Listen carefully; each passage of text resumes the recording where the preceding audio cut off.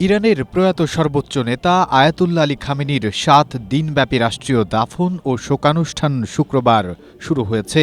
এই উপলক্ষে বিশ্বের ১০০টিরও বেশি দেশের প্রতিনিধি ইরানে পৌঁছেছেন। দেশটির রাষ্ট্রীয় সংবাদ মাধ্যম IRIB জানিয়েছে, শোকানুষ্ঠানে অংশ নেওয়া বিদেশি প্রতিনিধি দলের জন্য স্বতন্ত্রভাবে পবিত্র কোরআনের বিভিন্ন আয়াত তিলাওয়াত করা হচ্ছে।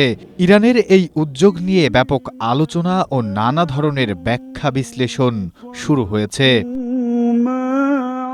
বাংলাদেশের জাতীয় সংসদের স্পিকার অবসরপ্রাপ্ত মেজর হাফিজ উদ্দিন আহমেদ বীর বিক্রম খামেনির কফিনে শ্রদ্ধা জানাতে গেলে সূরা আল আহজাবের ২৩ নম্বর আয়াত তিলাওয়াত করা হয়, যার অর্থ হল মুমিনদের মধ্যে কতক আল্লাহর সঙ্গে তাদের কৃত অঙ্গীকার সত্যে পরিণত করেছে।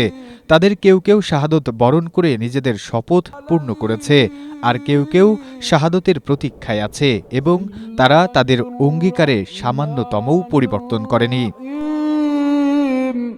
সৌদি আরবের উপ-পররাষ্ট্রমন্ত্রী ওয়ালিদ আল খেরেজির নেতৃত্বাধীন ৫ সদস্যের প্রতিনিধি দল শুক্রবার তেহরানে উপস্থিত হন। তখন সূরা আল ইমরানের ১৩ নম্বর আয়াত তিলাওয়াত করা হয়, যার অর্থ পরস্পর সংঘর্ষে লিপ্ত দুই দলের মধ্যে তোমাদের জন্য এক নিদর্শন ছিল। এক দল আল্লাহর পথে যুদ্ধ করে আর অন্য দল ছিল কাফের।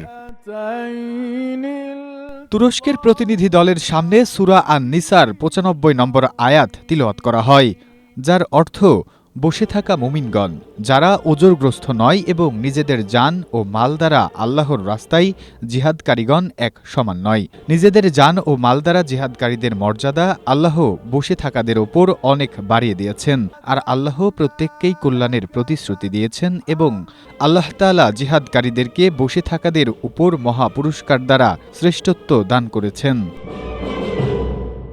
লেবাননের প্রতিনিধিদের সামনে সূরা মুহাম্মদের ৩৭ থেকে ৩৮ নম্বর আয়াত তিলাওয়াত করা হয়, যার অর্থ যদি তিনি তোমাদের নিকট তা চান অতঃপর তিনি তোমাদের ওপর প্রবল চাপ দেন, তাহলে তো তোমরা কার্পণ্য করবে, আর তিনি তোমাদের গোপন বিদ্বেষসমূহ বের করে দেবেন।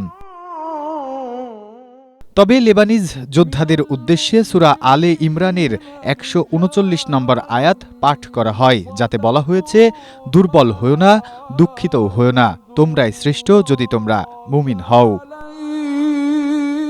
ইয়েমেনের যোদ্ধাদের সামনে সূরা আলে ইমরানের ১৪৬ নম্বর আয়াত তিলাওয়াত করা হয়েছে, যার অর্থ আর কত নবী ছিল যার সাথে থেকে অনেক আল্লাহওয়ালা লড়াই করেছেন, তবে আল্লাহর পথে তাদের উপর যা অপতিত হয়েছে তার জন্য তারা হতোদ্যম হয়নি, আর তারা দুর্বল হয়নি এবং তারা নত হয়নি। আল্লাহ ধৈর্যশীলদের ভালোবাসেন।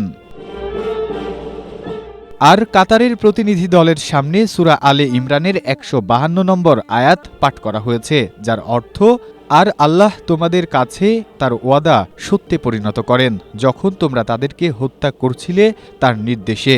অবশেষে যখন তোমরা দুর্বল হয়ে গেলে এবং নির্দেশ সম্পর্কে বিবাদ করলে আর তোমরা অবাধ্য হলে, তোমরা যা ভালোবাসতে তা তোমাদেরকে দেখানোর পর তোমাদের মধ্যে কেউ দুনিয়া চায় আর কেউ চায় আখিরাত। তারপর আল্লাহ তোমাদেরকে তাদের থেকে ফিরিয়ে দিলেন যাতে তিনি তোমাদেরকে পরীক্ষা করেন, আর অবশ্যই আল্লাহ তোমাদেরকে ক্ষমা করে দিয়েছেন এবং আল্লাহ মুমিনদের উপর অনুগ্রহশীল। Nasimuddin, Asia post.